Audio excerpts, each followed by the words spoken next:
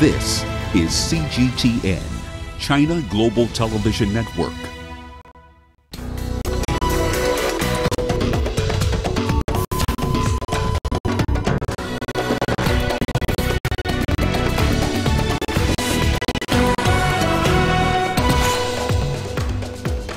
Three cities in the DRC will not vote on Sunday. Sudanese President Omar al-Bashir accuses protesters of sabotage and serving the interests of Sudan's enemies.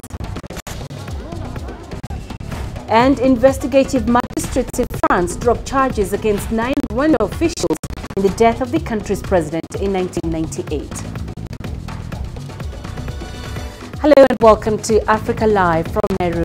I am Penina Karibe. Joining me in studio is Uche with the highlights of tonight's business news. Thank you, Penina. And here's a look at what's coming up on Africa Live Biz.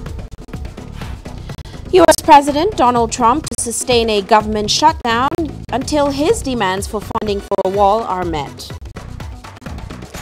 And Chinese top legislator mulls over laws to protect a foreign investment.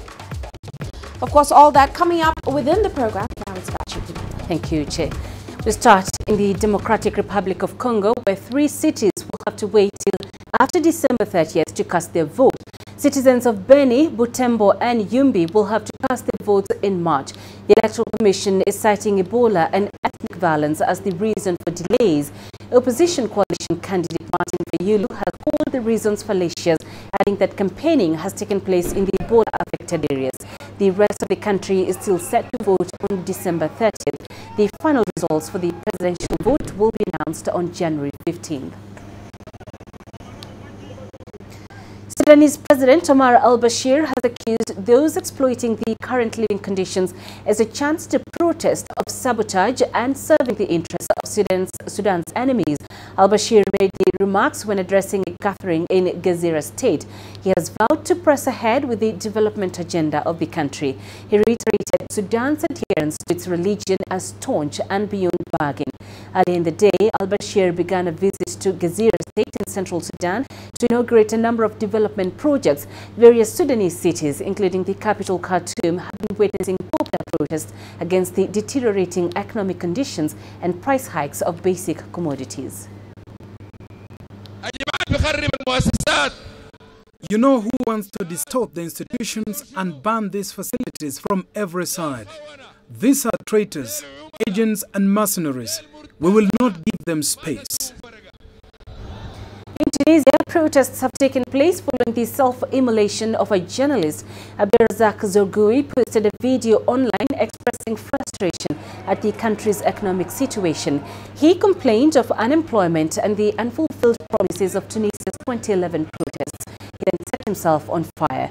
Police used tear gas in an attempt to disperse protesters. His death has sparked a conversation about the cost of living in Tunisia. He did this mainly because of the high living costs here.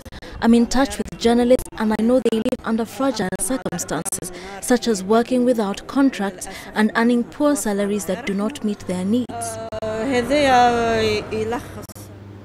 The death toll from the tsunami in Indonesia has climbed to 429. More than 1,400 people have been injured and at least 154 are missing. More than 16,000 people have been displaced on 2 different main islands. The tsunami is believed to have been caused by an underwater landslide that resulted from the erupting of a volcano. The landslide possibly had the equivalent power of a magnitude 3.4 earthquake. A spokesman for the relief effort said the priority now is to search for survivors and victims. More than 2,000 military police have been dispatched. Some disaster-hit areas still lack heavy machinery, water, food or tents. The spokesman talked about why the efforts have been slow. Without an early warning of an incoming tsunami, as Indonesia does not have an early warning system which is triggered by underwater avalanches and volcanic eruptions, the process happened suddenly. So there was no evacuation and the community had no chance to evacuate. This week also happens to mark the 14th anniversary of the deadliest earthquake and tsunami that struck the coast of Sumatra, Indonesia in 2004. A warning system system was set up after the Indonesian quake and tsunami, but 14 years later, it failed to sound the alert for Saturday's disaster. Why did this happen?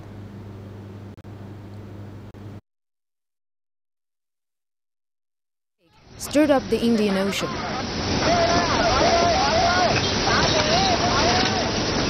The raging waters were one of the deadliest tsunamis in human history. Waves as tall as skyscrapers devastated coastal cities in a dozen eastern and southeastern Asian countries. Indonesia suffered most. Over 230,000 people were confirmed dead. More remain missing and may never be found.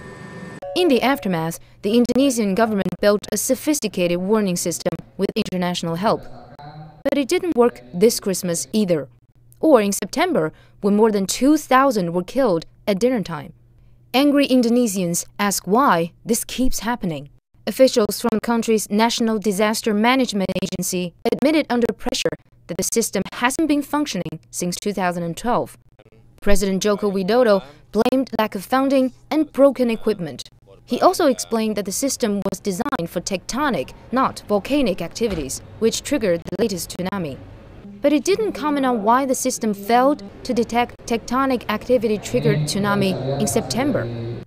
Joko said he will order the purchase of new weather buoys to upgrade the warning system. Indonesia sits on the very volatile, quake-prone Pacific Ring of Fire.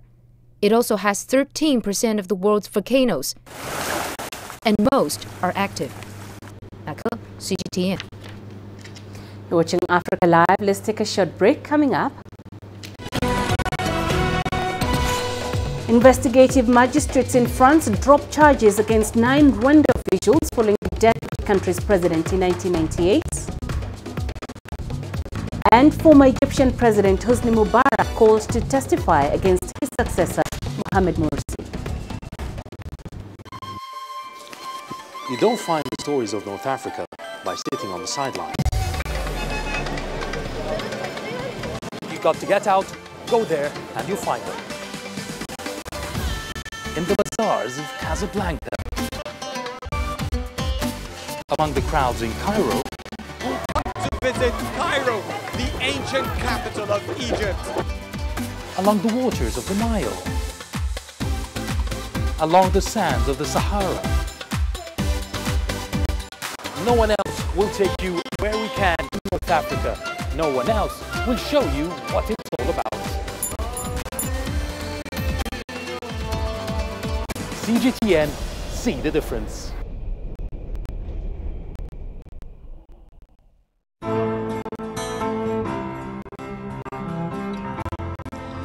My home country lies at the foot of Africa, the southernmost tip of our beautiful continent, and the unique point at which 2 great oceans meet.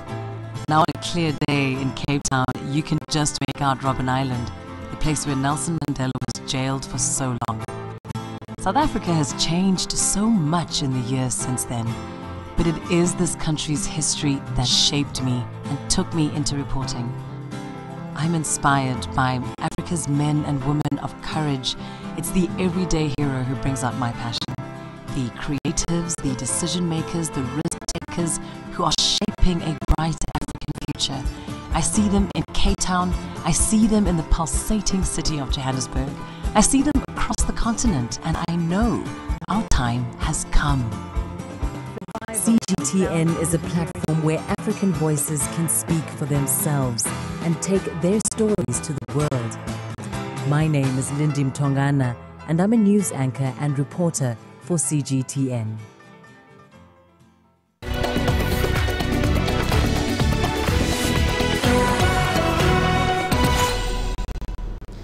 Investigative magistrates in France have dropped charges against 9 Rwanda officials investigated over the death of the country's president in 1998. France launched the investigation following demands by relatives of the French crew who died when President Juvenal Habyarimana's plane was downed. The investigation and accusations by Rwandan officials that France was complicit complicit in the 1994 genocide has damaged relations between the two countries for several years. In October, a French prosecutor recommended the charges be dismissed due to insufficient evidence. Rwanda says it welcomes the definitive end of what it called a politically motivated investigation. In Egypt, the retrial of former President Mohamed Morsi for breaking out of prison in 2011 has once again become a heated topic in the country. Morsi's predecessor, President Hosni Mubarak, has been called to testify against him. The Muslim Brotherhood has been accused of resorting to foreign militants to assist their flee. Here's Adil Makri with more. The Egyptian judiciary is seeing a historic trial that includes two former Egyptian presidents. This time, however, former President Hosni Mubarak is testifying against former President Mohamed Morsi. Egypt's longtime ruler Hosni Mubarak enters court for the first time without any charges filed against him. The court has summoned Mubarak to verify reports that foreign armed militants breached the Egyptian border with Gaza in 2011 to break the Muslim Brotherhood leaders out of prison. On 29th January 2011, the Chief of Intelligence Omar Suleiman told me that some 800 armed militants sneaked from Gaza into the tunnel. They attacked the borders, police stations and checkpoints. They reached Tahrir Square where they went over the buildings to attack the protesters in Tahrir Square and reached all the way to Wadi Natron prison where they broke out members of the Muslim Brotherhood, Hamas and Hezbollah.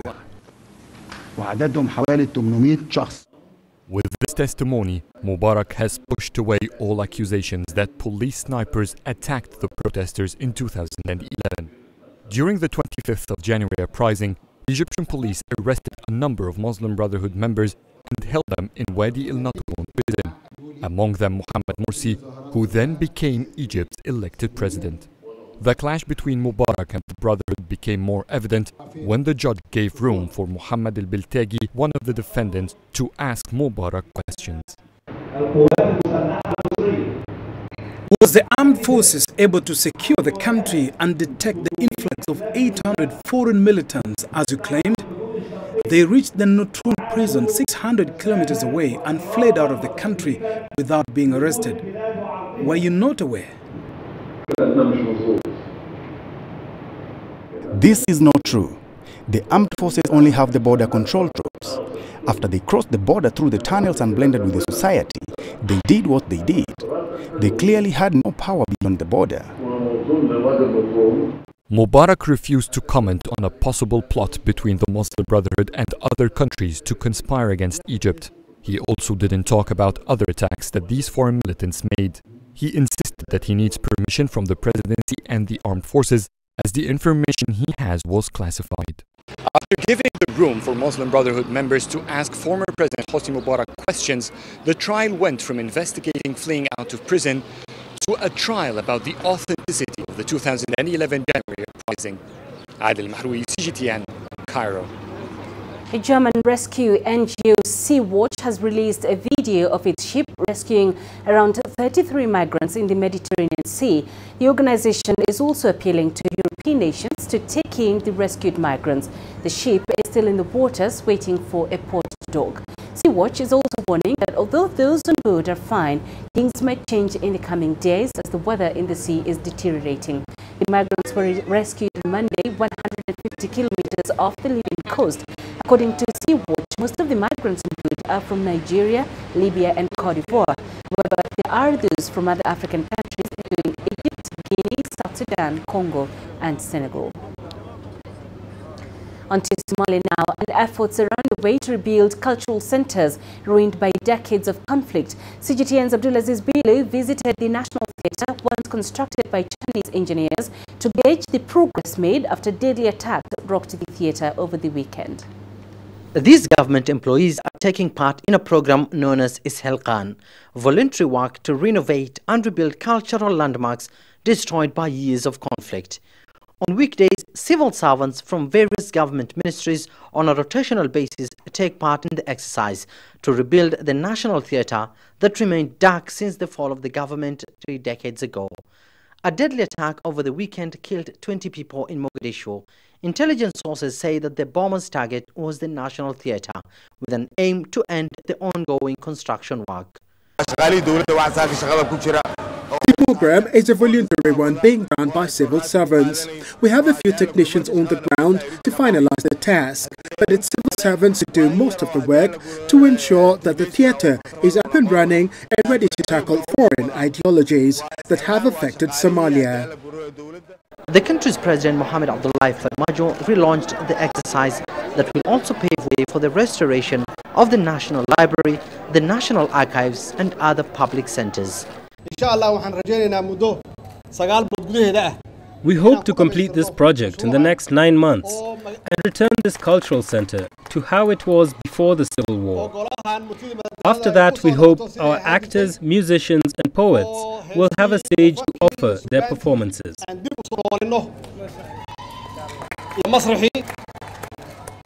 Chinese engineers constructed the theatre as a gift to Somalia and opened it in 1967. Since then, several music bands, actors and musicians have performed at the National Theatre. It also hosted heads of states from Haile Selassie of Ethiopia to Fidel Castro back in the days. For many musicians, the theatre provided a platform for upcoming actors and musicians to learn a thing or two about arts and music. The Somali government plans to reopen these important cultural landmarks by end of next year, a move that has been highly praised by veteran Somali musicians and actors who used to stage musical and other theatrical performances at these cultural institutions.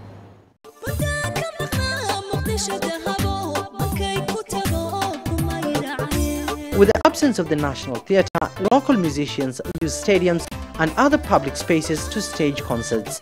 And with a vibrant youth population, many young people have ventured into the entertainment sector as they compete for funds or left speechless after each and every performance. Abdulaziz Bilo, CGTN, Mogadishu, Somalia. Abiy Ahmed was sworn in as Ethiopia's Prime Minister in April. Since then, the 41-year-old leader has undertaken reforms that have quickly changed the country, earning him a place among newsmakers in 2018. In April, Abiy Ahmed became the first member of the Oromo ethnic group, one of the largest ethnic groups in Ethiopia, to head Ethiopia's government. His predecessor, Haile Mariam Desalegn, stepped down after 3 years of protests and unrest. The ruling coalition then settled on Abiy as Prime Minister, heralding a wave of change. So why should Abiy Ahmed be considered among remarkable people in 2018? Well, the pace of change in Ethiopia since he took over as Prime Minister in April has been so fast that it is almost like looking at a different country. In the roughly 8-month period since his ascension to power, Abiy has freed thousands of political detainees, lifted the state of emergency earlier than scheduled, and handled disputed territory to Eritrea. He also declared the end of the war between the two countries. Tears flowed as families separated by the Ethiopia-Eritrea border were reunited after years apart. The first commercial flight between the two countries in 2 decades landed in Eritrea's capital Asmara in July. And in yet another first, Abiy appointed women to half of the ministerial positions. Ethiopia's Prime Minister has shown himself as an astute politician with impressive military and academic credentials, so that a section of the members of the opposition are now cautiously optimistic about the future of Ethiopia under him. Abiy has served as a soldier, an intelligence officer, and the Minister for Science. He has a doctorate degree in peace and security issues, as well as a master's degree in transformational leadership from the University of Greenwich in London. With this, he is intent on putting Ethiopia on a new path. But critics argue that Abiy has gone big on grand gestures, yet failed to establish the institutional changes needed to create a meaningful democracy. However, just 8 months into his reign, it can't be denied that Ethiopia has transformed, and the man responsible for these changes is its youthful Prime Minister. Bulkisa Nyabwa, CGTN, Nairobi, Kenya. Let's now go to Uche for the day's business news. Thank you, Penina. And coming up on Africa Live This, U.S. President Donald Trump to sustain a government shutdown until his demands for funding for a wall are met. And Chinese top legislator mulls over new laws to protect foreign investment. Africa is the nexus of enterprise, and global business will tell you why it matters. From the mega investment projects to multi-billion-dollar mergers and acquisitions. Africa today collects, just in terms of revenues from taxes alone, $545 billion a year. If you take 10% of that and you devote it to the energy sector, problem solved. All this on Global Business, weekdays at this time on CGTN.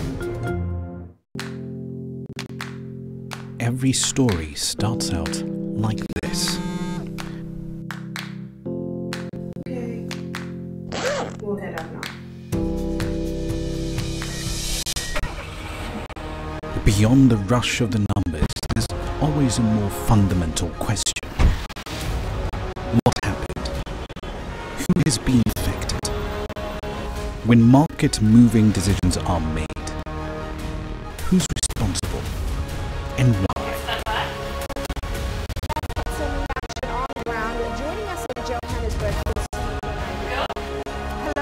This is how all stories begin. See how they end. Only on Global Business.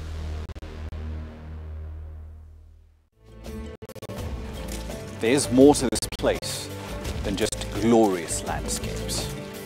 There's more to it than just, say, Table Mountain or glorious, endless salt flats. There's more to it than countries that are home to some of the deepest minds in the world. There is so much more to this place, even if it is home to some of the finest diamonds on the planet. It is the sheer diversity of the people who call South Africa home, and the relentless drive to make it a better place that make it so special. And we know that because this too is home.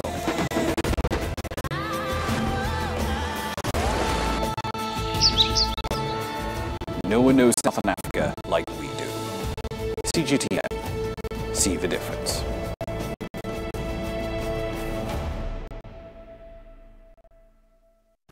Business in Africa is at the crossroads, where opportunity meets innovation, where profitable new markets collide with global trends. From the sound of an African bell on a stock market's floor, to the shout of the trader in a bustling free market. It's colorful, vibrant, and exotic. CGTN stands at the gateway to Europe, Africa, and the Middle East. From Morocco to South Africa, we talk to the deal makers and actors who fuel its engines of growth. Only on CGTN.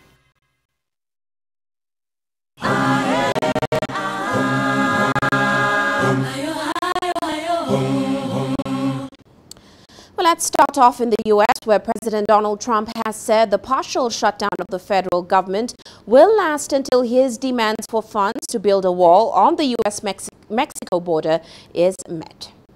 The U.S. government partially shut down on Saturday, and there's no sign of tangible efforts to reopen agencies closed by the political impasse created by Trump's demand for border wall funds. I can't tell you when the government's going to be open. I can tell you it's not going to be open until we have a wall, a fence, whatever they'd like to call it. I'll call it whatever they want.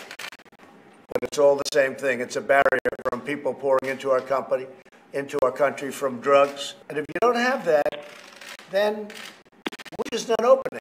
Funding for about a quarter of federal programs, including the Departments of Homeland Security, Justice, and Agriculture, expired at midnight on Friday. Without a deal to break the impasse, the shutdown is likely to stretch into the new year. Building the wall was one of Trump's most frequently repeated campaign promises, but Democrats are vehemently opposed to it. Trump also complained that the U.S. Federal Reserve was raising interest rates too quickly. They're raising interest rates too fast. That's my opinion, but I certainly have confidence. But I think it'll straighten. They're raising interest rates too fast because they think the economy is so good. But I have great confidence in them. I have great confidence in our companies. We have companies the greatest in the world, and they're doing really well. They have record kinds of numbers. So I think it's a tremendous opportunity to buy. Really a great opportunity to buy. The Fed hiked interest rates again last week, As had been widely expected, U.S. stocks have dropped sharply in recent weeks on concerns over weaker economic growth. Trump has largely laid the blame for economic headwinds on the Fed, openly criticizing its chairman, Jeremy Powell, whom he appointed. All three major U.S. stock indexes ended down more than 2% on Christmas Eve. The S&P 500 has lost about 19.8% from its September 20th closing high, just shy of the 20% threshold that commonly defines a bear market. Song Yaotian, CGTN. Well, let's head to China now for a look at a draft law on foreign investment that's going up for review. Now, the bi-monthly session of the National People's Congress Standing Committee that began on Sunday will examine the measures as it works to simplify several processes for foreign investors. Here's CGTN's Hunan showing us what that will mean. China's first unified law aimed at regulating foreign investment. With current laws unable to keep up with the changing economic situation, China strives to build new institutions and open its economy. It's a clear message that by drafting the law, our country is raising the level of opening up to a new dimension. The new draft underlines protection of intellectual property rights of foreign investors and foreign companies. It also encourages voluntary technological cooperation based on business rules. It says conditions of technological cooperation concerning foreign investment should be decided by all parties of investment through negotiation, while government departments and officials cannot use administrative means for forced technology transfers. During the discussion, many lawmakers say that the foreign investment law is meant to promote and protect foreign investment in China to boost their confidence in the Chinese market. But other lawmakers suggest that some measures need to be put in place to ensure fair trade. Zheng Gongcheng of the NPC Standing Committee suggests the draft should make clear the legal responsibilities of foreign companies in several categories. To ensure fair competition in the market, we need to have more specific measures to regulate foreign companies in areas like environment, labor, and the utilization of land resources. China has adopted a foreign investment administration model of pre-establishment national treatment plus a negative list. As part of its efforts to further open up, the country unveiled a shortened negative list for foreign investment in June, cutting the number of items from 63 to 48 and removing access restrictions in various sectors. I hope the top legislature can hear more voices from us Hong Kong business people when drafting the law. Once adopted, the unified law will replace 3 existing laws. Lawmakers will not pass the draft this time. It now needs review at least 3 times by the top legislature before it's passed.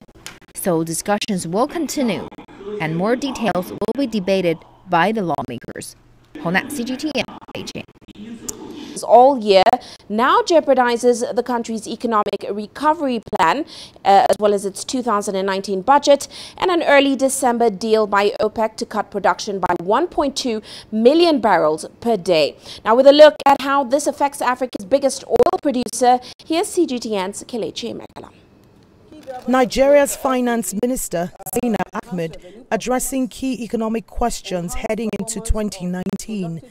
Last week, the government presented a $28.8 billion budget proposal for next year. It is benchmarked on an oil production of 2.3 million barrels per day and price at $60 per barrel. But oversupply of crude in the past months have been pushing global prices downwards. A barrel now sells for $56. It's the lowest price in more than a year. International analysts that regularly research into crude oil prices have reaffirmed in their various reports that what has happened in the last quarter is not reflective of what is going to happen in 2019.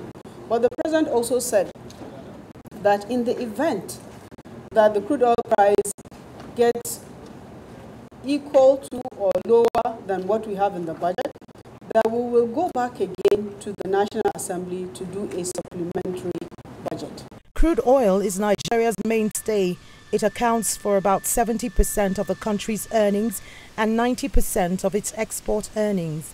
The current government has spent the past 4 years trying to diversify the economy, but it's still heavily dependent on crude oil revenue. The Finance Minister Zainab Ahmed says by next year, some of those emerging sectors could contribute significantly to economic growth. The key drivers of growth for us will be enhanced revenue performance, enhanced performance of the productive sector of the economy, and that includes agriculture, mining, as well as manufacturing and industry. But most importantly, enhanced performance of our small, medium enterprise. Because only when your SMEs grow will you have a country that has a growth that is sustainable in a consistent manner. The budget would still have to be scrutinized by the National Assembly before it's finally approved.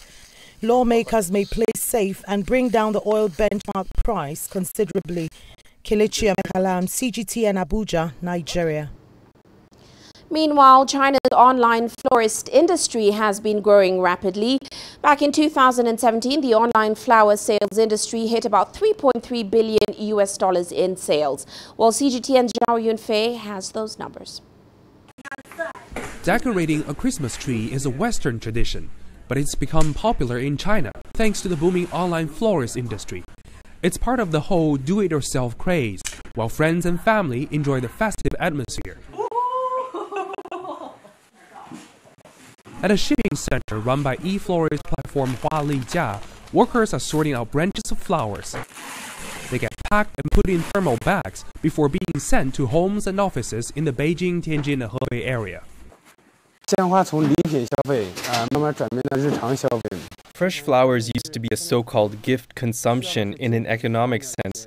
Now they have become an item purchased on a daily basis. In the past, you only needed flowers for weddings, but now things have changed. The online platforms have boosted the demand of flowers, therefore pushing prices lower. Most of China's flowers are grown in the nation's southern provinces. They travel thousands of kilometers to northern cities like Beijing and get freshly delivered within just 2 to 3 days. Here's your flower. Awesome. Thanks. You're welcome. We have a saying called, if you pass the rose to other people, your hands actually going to have the good smell. The simple fact, the simple act that you are giving and other people are receiving your good intention, I think that also gives you a very good feeling. So apparently, I think it just adds some flavors into my daily life. Booking and buying flowers online has become a norm for youngsters like Yang Peijin. He picked up the habit while studying abroad, a strategy to enhance his happiness. It's just like you eat good things, right? You eat every day, or maybe you drink with your friends. So I believe that one day as our civilizations progresses, I think maybe even the having good flowers every day is going to be our daily routine. For white-collar workers living in big cities, the scent of plants can perhaps ease their stress. Dong Jing likes to use flowers to decorate her office. The price is reasonable and the quality is consistent. When me and my colleagues first ordered flowers online, we didn't expect this could turn into a habit. Dong Jing says e-flowers are marketing a lifestyle through what they are providing, which is seen by many as an upscale purchase. She believes that through these small steps, she could pursue a more fulfilling and higher standard of living. Zhao Yunfei, CGTN, Beijing. That's all for now on Africa Live Biz, but coming up on Global Business Africa, South African Airways, Kenya Airlines, Air Mauritius, as well as Rwanda Air are in talks to create an African airline alliance. All that coming up top of the hour. For now, it's back to you, Penny. Thank you, Uche. You're watching Africa Live. Still ahead, we look at some of the events that shaped 2018. Today we look at the death of Sudan, the last northern white rhino. When you look at Africa, what do you really see? Do you see fast-growing, endless deserts and parched earth? Or do you see the biggest opportunity for an agricultural revolution in a generation? Do you see crowded, unplanned cities or vast, untapped markets? Do you see a population at risk, or do you see a billion-strong opportunity to grow the next wave of multi-billion-dollar firms in Africa? When you look at Africa, what do you really see? Join us in Global Business and see Africa through our eyes.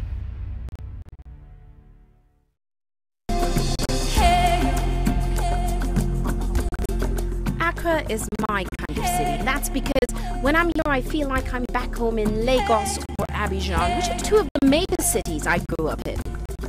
See, business in Africa is After about a decade covering business news on the continent, I've learned it's all about the high risk, but also the high returns and the high energy. You simply have to adjust in order to keep pace. When I started out as a journalist, my dream was to open people's minds to the different perspectives. From the CEO in the boardroom to the trader out in the street, we all have different stories. From Accra to Addis Ababa, from Cairo to Cape Town, and I wouldn't have it any other way. Here at CGTN, we realize that Africa is on the move, and it's moving fast, but we're moving right along with it. I'm Ucheo Koronkwo, and I'm a business anchor and reporter at CGTN.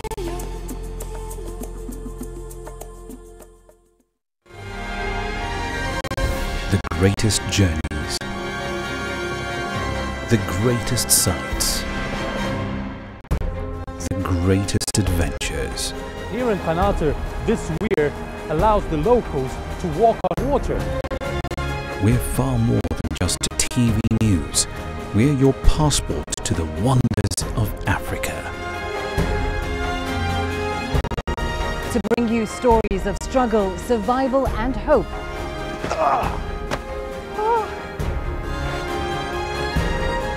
So let's explore.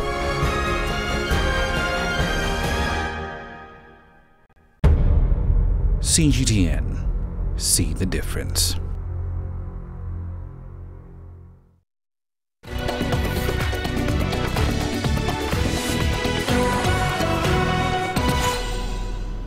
Experts predict that e-commerce sites will overtake physical retail stores as far as sales volumes are concerned within the next decade. Foot traffic to traditional stores this holiday season has continued to dwindle as online shopping sales surge.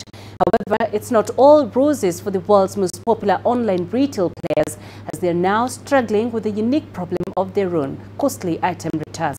Uche Okoronkwo explains. You involved just okay? Almost half of online shoppers are expected to return clothes and shoes which were purchased this holiday season due to a poor fit. As a result, online retailers are now recording costly returns.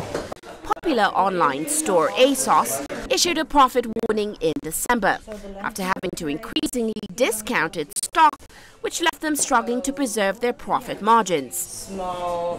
Europe's biggest online-only fashion retailer, Zalando, became a takeover target for Chinese e-commerce giants such as Alibaba, after problems with processing returns contributed to a third-quarter loss, prompting a sell-off in its shares.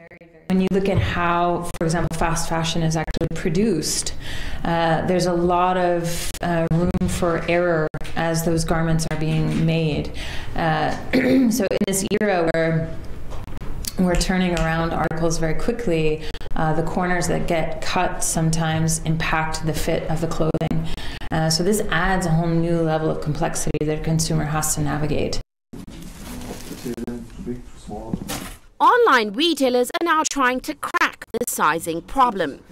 Zalando now gathers data online using feedback from models on the sizing of their shoes and clothes. Fashion firms like Zara and H&M have also introduced software that suggests sizes for online customers using their height, their weight, and historic data on purchases and returns. Today, over 200 retailers now work with analytics firms, such as Berlin-based software firm Fit Analytics. We had one client in North America who believed that their clients are roughly between 18 and 25 years old. Based on our data, we were able to show them that their customers are older than 35 years old. So they were able to understand, okay, my customer my customers are older than we believed before, that we were able to adjust their marketing, merchandising based on the data that we were able to provide. While data is helping retailers to reduce the number of returns, most retailers still believe that returns are an inevitable part of the e-commerce boom. Some also say that cracking the sizing challenge is like solving the Rubik's Cube. There are just too many variables. CGTN. The death of Sudan, the last northern white male rhino, heralded a sad moment for conservationists. With his death, efforts to save the subspecies from extinction were renewed. As we head to the end of the year, Azatal takes a look back at his passing and efforts to save this critically endangered species. 2018 witnessed what could be the beginning of a possible extinction of an endangered animal. The last northern male white rhino, fondly referred to as Sudan, passed away. Sudan took his last breath at Kenya's Ole Pejita Conservancy.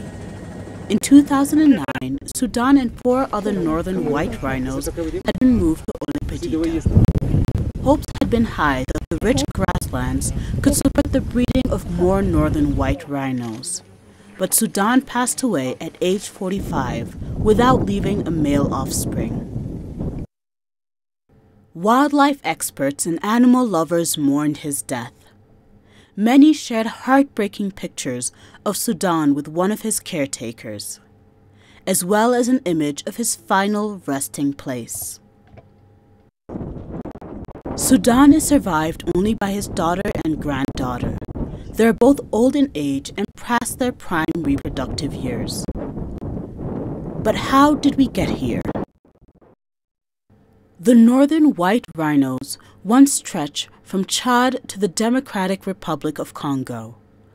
In 1960, there were more than 2,000 northern white rhinos in existence. By 1984, there were only 15 remaining. What led to such a drastic decline? Poaching, as well as a loss of natural habitat, took a toll on the species. Now, any hope for the future of this rhino subspecies lies in vitro fertilization techniques. Scientists were able to collect some semen from northern white rhinos. This will then be used to help fertilize eggs, which will be carried by female southern white rhinos. Southern white rhinos are another subspecies with a population of about 20,000. Experts in San Diego's Institute for Conservation and Research are taking part in efforts to preserve the northern white rhino. With IVF technologies, scientists hope a northern white rhino can be born in the next 10 to 15 years. In these tanks, we have sperm and testicular tissue and cell lines from 12 northern white rhinos. So we have enough genetic diversity. All of those cell lines have been sequenced, their genomes have been sequenced, and we know that we have enough genetic diversity in those 12 cell lines to reproduce a population of northern white rhinos. Even with a limited sample of semen left, scientists are optimistic about saving the northern white rhino from extinction. Maybe one day, a Sudan junior will roam the African savanna once more. Azatal, CGTN. Visitors can enjoy delicious food in China's panda capital in Sichuan province during the holiday season. The 15th International Food Festival of Chengdu and 2018 Hot Pot Culture Month are currently underway in the southwestern Chinese city. Take a look. The food festival in Chengdu this year focuses on the global catering industry. It aims to further shape Chengdu as an international food industry pacesetter and build a world-class food industry ecosystem. Chefs from 18 countries and regions showcase their representative menus to the event, while food brands from all around Sichuan also bring the local cuisine to food tasters.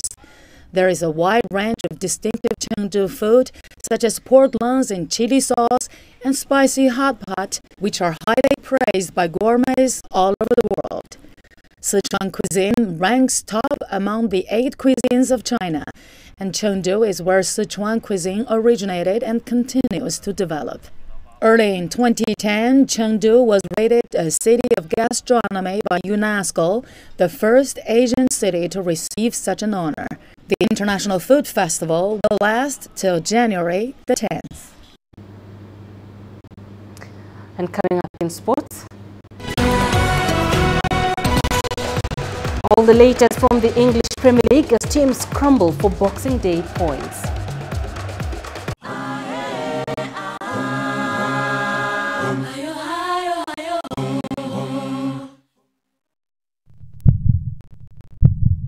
Africa, where champions are made, records are broken, legends are born. We're there for every goal, for every knockout, for every step of the way. Match Point, only on CGTN.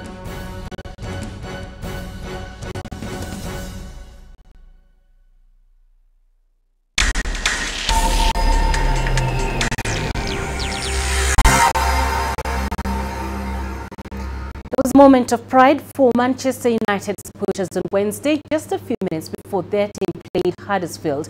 Caretaker manager Ole Gunnar Solskjaer returned to Old Trafford on Wednesday to take charge of his first game on home turf since taking over as interim manager following the sacking of Jose Mourinho. His tenure began with a 5-1 win over Cardiff on Saturday. The Norwegian signed for the club as a player in 1986 and eventually retired in 2008.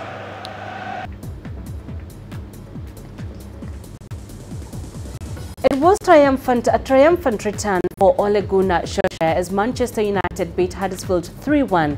Paul Pogba netted twice, with Nemanja Matic adding a goal to secure victory over the Premier League's bottom side, Huddersfield.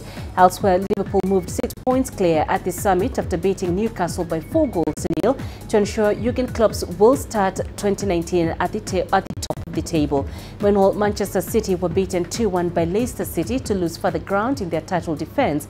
In another match, Tottenham scored 5 past Bournemouth to record a 5th league win in a row and moved into the 2nd place. Dale Steyn has become South Africa's leading test wicket taker as Proteas bowed out Pakistan 181 on the opening day of the first test on Wednesday. Steyn had opener Fakhar Zaman caught up at slip by Elgar to move to 422 test wickets, taking outright top spot on South Africa's all-time list ahead of Sean Pollock. But the visitors mounted a spirited fight back with the ball, reducing South Africa to 127 for 5 at the close. Top scorer Themba Bavuma at 38 not out and Steyn at 13 not out will resume on day 2 with the hosts still trailing by 54 runs. It has been another year to remember for South African athletics, medals galore on the track and in the field, and with the athletes consistently dominating on the world scene. The country has set high standards for 2018, placing itself strategically as one of the medal contenders for the 2019 World Champions in Qatar. CGTN CS Duplessis takes stock of the year. 2018 started off where 2017 left off as the world 100-meter champion Justin Gatlin followed the visit of his great rival Usain Bolt and took to the track at the University of Pretoria in a 150-meter exhibition race. The controversial American was beaten on the night, but won over fans off the track, patiently signing autographs and posing for hundreds of pictures. Fans are great. You know, when you come out here and the fans are waiting for you to come out and the crowd is roaring, even when you step out there on the track, it's something special, man. You know, you don't get that around the world all the time. You know, it seems like more of like they're wanting good races. They're wanting to see more races here in South Africa, and I think this is the next spot where a lot of big races will be. The year got even better from there. South Africa claimed 13 golds, 11 silvers and 13 bronze medals for a haul of 37 at the Commonwealth Games in April, with Akani Simbine sprinting to gold in a time of 10.03 seconds to put his name up in lights and reaffirm his talent over 100 meters. It's been a goal for me to be a dominant 100-meter sprinter, and now that I've gotten my first international title, I just want to do more and make sure I go back to training and train harder so that I'm more dominant when I go to the circuit, when I get to championships, that I can come back home with medals and win a lot of medals for the country. Sabina went on to claim the gold at the African Championships in Asaba, but it was the Rainbow Nation's golden girl Caster Semenya who dominated the 400 and 800 meters on a track that left a lot to be desired, extending her unbeaten run to 3 years and in the process claiming the 4th fastest time in history. We're quite happy with how we performed. You know, we go sub 50 and then we be able to run sub 157 on 800 meters after a day or two. So yeah, it was just great championship. Rushwell Samai and Livo Manyonga went head-to-head over the course of 2018 in the long jump event, and eventually it was Samai who retained his continental title, while the Olympic silver medalist had to settle for silver in the event, capping off another great year for South African athletics and extending what is becoming a golden chapter in the sport. The guys on the circuit now medaled at the Commonwealth Games in 2014, and I think that just switched our whole mindset of what we can do, what we can achieve as a nation, and how we can dominate the world with our performance. South African athletics has flourished since the doldrums of the past, where medals were scarce and Athletics South Africa were in financial dire straits. Now medals on the global stage are expected, and to think that the World Championships in Doha next year and the Olympics in 2020 could see even more success, it truly is a very golden and prosperous period for the Rainbow Nation. CS du Plessis, CGTN, Pretoria. Ghana has moved to ensure only deserving footballers get to play in its national age group teams. Teams are gearing up for the 2019 African age group qualifiers, and the Confederation of African Football says it will tighten the news on cheats. CGTN Sadiq Shaban has more from Ghana.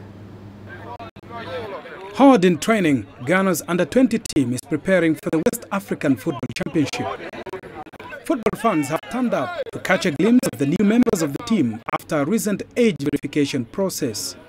We started earlier about this age cheating, and I think we made sure every player we pick is in the age limit. Because there are 2 players we got and we realized that no, these boys cannot be under 20 players, and we decided to go deep into their schools, and we realized that. And so we are bringing very young boys. When you get close to them, you will see. Cases of age fraud have been unprecedented recently. Benin jailed age fraudsters, with other countries also getting caught. Experts with knowledge of the situation have been studying the cheating pattern. We use the tool called MRI, which is a magnetic resonance imaging, to screen them to find out. What we noticed was that if you came to the Central Africa, Western Africa region, we had a lot more numbers of players who could not pass the MRI testing. With so much at stake, some African countries have been accused of deliberately cheating at the junior level. FIFA, CAF, we have competitions for under 17. So I always say that if you are good enough and you are more than 17 years, then come to the under 20 team, which is the team of my heart. So you can come and do that at that level, under 20. If you are good enough and you are not fit for, you are more than 20 years, then come to the under 23. There is a competition there for you as well. And if you are more than 23, the senior team is available for you. So I personally believe whatever age you are, there is a competition for you. And there's no point for a 22-year-old struggling to want to fit into 17. Medically or health-wise, it doesn't even help you in the near future. Having been punished before for age cheating, Ghana has learned from its past. We want to make sure that we will not be blamed, because we are paying the players. So if you bring an overage players to the camp, you have to be both responsible. That's why we are making sure that we will not make that mistake, and I think we are doing the right thing. If you bring a list for your tournament, then of course you are free to change your entire team. Nobody will hold you to it. So definitely CAF is also going to ensure again, before Tanzania kick off, whichever teams, countries, the players you are presented will have to go through this particular screening to ensure that they are true under 17s going to compete among each other.